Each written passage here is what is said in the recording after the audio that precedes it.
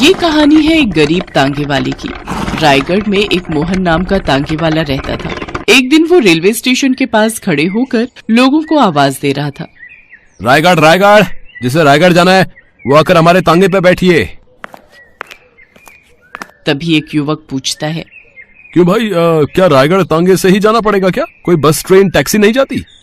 मोहन कहता है, रायगढ़ के लिए तांगे से ही जाना पड़ेगा।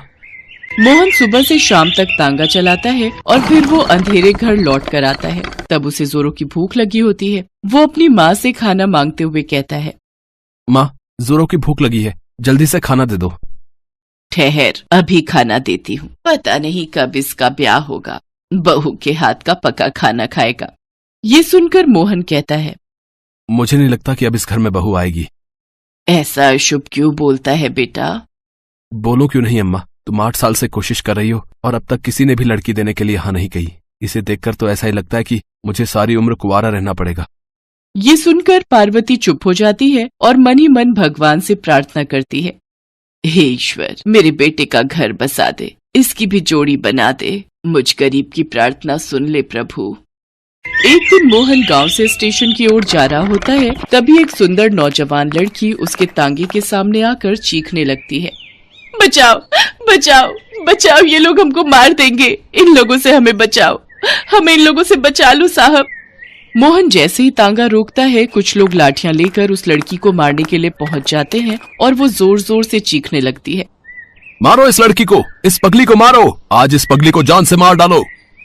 हम पागल नहीं है, हमको मत मारो, भगवान के लिए हमको मत मारो।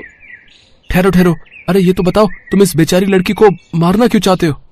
मोहन की ये बात सुनकर वो लोग लाठियां तान कर कहते हैं, अरे आप बीच में मत आइए साहब, आप नहीं जानते ये बच्चा चोर है। ये कमबख्त किसी का भी बच्चा उठाकर लाड़ लगाने लगती है, हमें डर है किसी दिन ये हमारे बच्चों को चुरा ले जाएगी। ये सुनकर मोहन को उस लड़की पर बहुत गुस्सा आता है और वो लड़की से कहता है, क्या ये सच कह रहे हैं? तुम सच में बच्चा चुराने वाली चोर नहीं हो? नहीं नहीं नहीं, हम बच्चा चुराने वाली चोरनी नहीं है और ना ही हम पागल है। हमको तो बस बच्चे प्यारे लागत है, इसीलिए लाड़ लड़ाने को मजबूर हो जाते साहब। ये कहकर लड़की रोने लगी और मोहन उस पर दया करके उसको अपने साथ ले आता है। तुम्हारा नाम क्या है और तुम कहाँ की रहने वाली हो?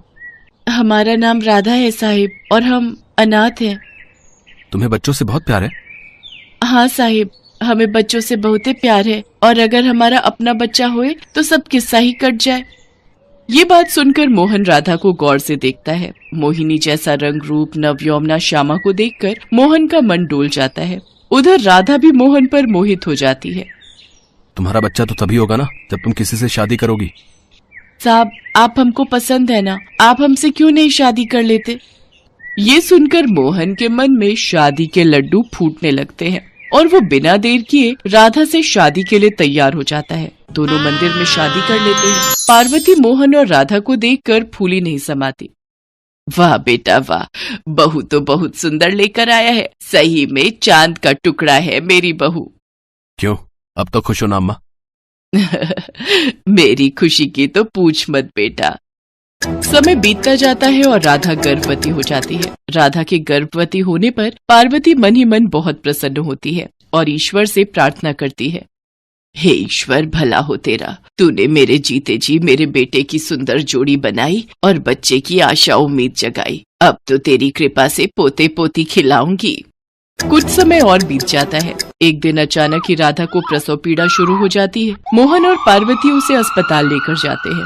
वो दोनों बच्चे के जन्म को लेकर फूले नहीं समा रहे होते, तभी अस्पताल में भगदड़ मच जाती है। माँ के गर्भ से जन्मी नागिन, गजब हो गया। देखो नर्स, राधा ने एक नागिन को जन्म दिया है। डॉक्टर देखो, जल्दी से भागो नहीं तो ये नागिन डस लेगी। ये कहकर डॉक्टर नर्स वहाँ से भाग लेते हैं और ये खबर पूरे अस्पताल में आग की तरह फैल जाती है। जो भी इस बारे में सुनता हैरान होकर रह जाता। क्या हुआ डॉक्टर, अस्पताल में भगदड़ क्यों मची हुई है? लोग इतने अचंभे में क्यों हैं? ये सब तुम्हारी पत्नी के कारण हुआ है। तुम्हारी पत्नी ने एक नागिन को जन्म दिया है। हे ईश्वर, ये किस पाप का बदला लिया तूने? मेरी बहू के गर्भ से नागिन कैसे पैदा हुई? कुछ देर बाद राधा को होश आता है तो वो अपना बच्चा ढूंढने लगती है। मेरा बच्चा, अरे अरे मेरा बच्चा कहाँ गया? अरे डॉक्टर, नर्स, मेरा बच्चा कहाँ गया? तभी उसके कानों में नागिन की आवाज सुनाई देती है। माँ, मैं यहाँ। माँ, मैं हूँ तेरी बच्ची। क्या मैंने तुम्हें जन्म दिया है? नहीं नहीं, ऐसा नहीं हो सकता। पर यह सच है माँ। यह सुनकर राधा फूट फूट कर रोने लगती है और अपने भाग्य को कोसते हुए कहती है, एक नागिन की माँ कहलाने से तो अच्छा है मर जाना। अब मैं जिंदा नहीं रहूंगी, अब मैं मर जाऊंगी। और राधा रोने लगती है। तभी अचानक से आसमान काला हो जाता है और बिजली चमकने लगती है और एक नागिन खिड़की के रास्ते राधा के कमरे में प्रवेश करती है। उसे देख राधा घबराते हुए कहती है, अरे अरे भगवान, ये क्या हो रहा है मेरे साथ? ये नागिन मेरे पीछे क्यों पड़ गई? तभी नागिन राधा से कहती है, राधा डरो मत श्यामा, डरो मत मेरी बहन। ये कहते हुए नागिन एक सुंदर कन्या में बदल जाती है। राधा उसे आश्चर्य से देखते हुए कहती है, कौन हो तुम और तुम्हारा मुझसे क्या संबंध है? मैं तुम्हारी छोटी बहन आशा हूँ और ये तुम्हारी बेटी है। और राधा, तुम भी हमारी तरह एक नाग कन्या हो। राधा ये सुनकर दंग रह जाती है और आशा उसकी सच्चाई उसे बताने लगती है। राधा, तुम नागलोक की सबसे सुंदर कन्या थी। एक बार तुम भूलवश धरती पर आ गई थी। कुछ समय बीता और नौजवान मानव देख तुम्हारे मन में आता है, अभी इससे विवाह कर लूं और अपना सारा जीवन इसके साथ बिताऊं। राधा ये कही रही होती है, तभी नागलोक का नागेश्वर वहां आ जाता है और राधा पर क्रोध जताते हुए उसे श्राप देता है। यदि तुझे मानव ही पसंद है तो ले, मैं तुझे श्राप देता हूँ। आज से तू मनुष्य योनि में ही रहेगी।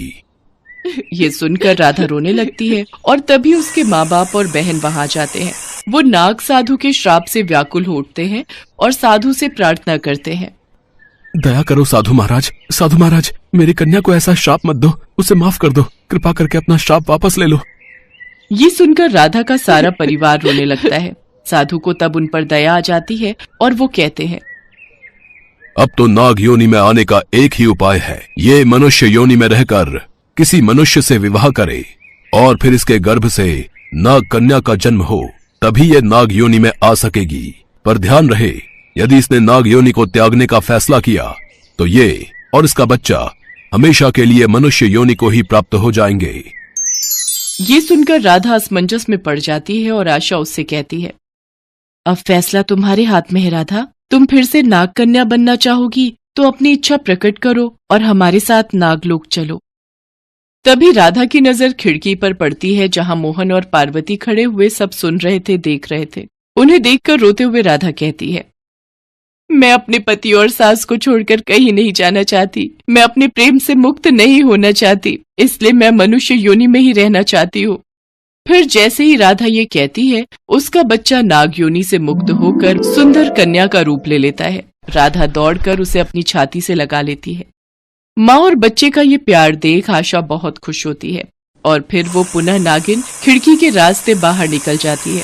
और उधर मोहन और पार्वती राधा के इस त्याग को देख प्रसन्न होते हैं और उसे खुशी खुशी अपना लेते हैं। मीनू अनाथ है। वह एक इच्छाधारी नागिन की बेटी है, लेकिन उसके जन्म के बाद ही उसके माता पिता गायब है। उसके पड़ोसी कहते हैं कि उन दोनों को एक सपेरा उठाकर ले गया है। तब से मीनू रास्ते पर ही भीख मांगकर अपना गुजारा करती है। वो भी एक इच्छाधारी नागिन है, लेकिन ये बात किसी को नहीं पता। इंसानों के बीच रहने के लिए इंसान बनकर ही रहना होगा, नहीं तो ये सब लोग मिलकर मुझे मार डालेंगे। मीनू रात को फुटपाथ पर ही सो जाती है। उधर मन्नू सपेरा की बीवी अस्पताल में भर्ती होती है। वह गर्भवती है और प्रसव पीड़ा लेकर अस्पताल जाती है और कुछ देर बाद वो एक लड़के को जन्म देती है। लेकिन तभी अचानक से भूकंप आता है और अस्पताल हिलने लगता है। अरे भागो भागो, अरे भूकंप आया, भागो। सब लोग भागते हैं। मन्नू की बीवी अपने बेटे को गोद में लेकर दौड़ते हुए अस्पताल से बाहर निकलती तो है, लेकिन भीड़ में धक्का लगने पर वह गिर पड़ती है। बेटा, मेरा बेटा कहाँ है? बेटा! उसका बेटा उससे दूर गिरा था और भीड़ में धक्का मुक्की के कारण वो अपनी माँ से दूर जाता गया। कुछ देर बाद भूकंप रुक गया और लोगों ने भागा दौड़ी भी बंद कर दी। मन्नू दौड़ते हुए अस्पताल के पास आया और देखा उसकी बीवी सिसक सिसक कर रो रही है। क्या हुआ सरला, क्या हुआ? रो क्यों रही हो? मेरा बेटा खो गया, भागा दौड़ी में मेरा बेटा खो गया। क्या? मेरा बेटा, मेरा बच्चा खो गया? नहीं, ये नहीं हो सकता। मन्नू ने भी अपने बेटे को बहुत ढूंढा लेकिन वो नहीं मिला। वो दोनों अंदर से टूट गए। रोते हुए वो दोनों थाने गए और पुलिस के भरोसे बैठे रहे। रात हो गई। इधर मीनू खाना खाकर फुटपाथ पर सोने जा रही थी। आज तो बहुत कांड हो गया। सब कुछ हिल रहा था, लोग भाग रहे थे। मैं तो नागिन के रूप में एक गड्ढे के अंदर छुपी हुई थी। यही है इच्छाधारी नागिन होने की सुविधा। अरे इतनी रात को कौन रो रहा है? लग तो रहा है कि कोई बच्चा रो रहा है। मीनू ने देखा फुटपाथ के पास बच्चा पड़ा हुआ है और जोर जोर से रो रहा है। अरे बाप रे, ये बच्चा यहाँ कैसे आया? मीनू ने उसे उठा लिया और फिर गर्म दूध लाकर उसे पिलाया। पी ले भाई, इस दुनिया में तेरा भी कोई नहीं है और मेरा भी कोई नहीं है। आज से तू मेरा भाई है। दूध पिलाकर मीनू ने उसे सुला दिया और खुद भी उसके पास सो गई। अगले दिन से मीनू उस बच्चे को गोद में लेकर भीख मांगने लगी। ये मेरा भाई है साहब, इसे दूध पिलाना है, कुछ पैसे दे दो साहब। बच्चे को देखकर लोग मीनू को पैसे देने लगे। मीनू ने उस बच्चे को एक नाम दिया। आज से तेरा नाम बंटी है, ठीक है? नाम पसंद तो आया ना? बंटी फट से हंस दिया। हाँ, इसका मतलब तुझे नाम पसंद है। बंटी मेरा भाई। तेरे दाहिने पैर पर ये काला निशान कैसा? अच्छा, ये तेरा जन्म चिन्ह है। चल मेरा भाई, भीख मांगते हैं। मीनू उसे लेकर भीख मांगती रही। उधर पुलिस जांच पड़ताल करने लगी। आपके बेटे को हम पहचानेंगे कैसे? कोई फोटो है? पुलिस के सवाल से मन्नू की बीवी घबरा गई। जवाब दो सरला। सर क्या पूछ रहे हैं? नहीं, कुछ ही मिनट पहले तो उसका जन्म हुआ था, फोटो कहाँ से होगा? तो फिर ऐसा कुछ है जिससे हम उसे पहचान सकें? कोई बर्थ मार्क वगैरह? हाँ, वो बस कुछ ही देर के लिए मेरी गोद में था, लेकिन मैंने देखा था उसके दाहिने पैर पर एक काला निशान था। अच्छा ठीक है। मन्नू जी, आप क्या करते हो? मैं सपेरा हूँ साहब। सांप पकड़ता हूँ और उन्हें अच्छे दाम मिलने पर बेच देता हूँ।